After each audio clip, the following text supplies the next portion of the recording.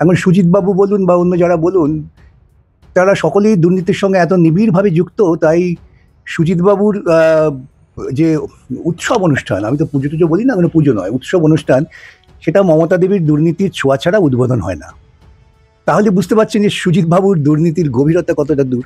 এবং সুজিতবাবু কেন, আমরা যখন নিয়োগ দুর্নীতির বিষয় নিয়ে আলোচনা করছি আদালতে, তখনই তদন্তের প্রেক্ষিতে এটা বেরিয়ে এলো যে শুধুমাত্র শিক্ষক নিয়োগ দুর্নীতি নয়, পুরো নিয়োগেও দুর্নীতি হয়েছে। সব এজেন্ট থাকে, এজেন্টরা টাকা তুলে চাকরি দিয়েছেন।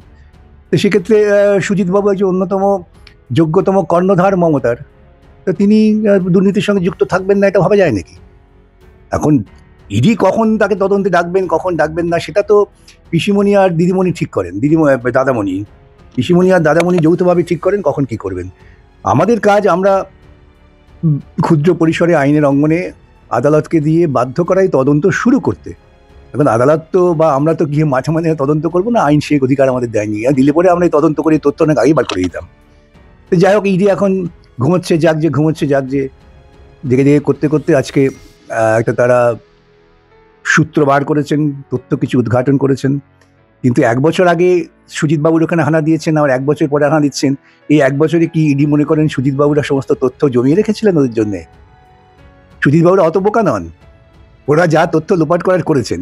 এখন বাদ বাকি যেটুকু এদিক ওদিক ছড়িয়ে ছিটিয়ে পড়ে আছে, সেটা থেকে সংগ্রহ করে দেখা যাক কি করতে পারে।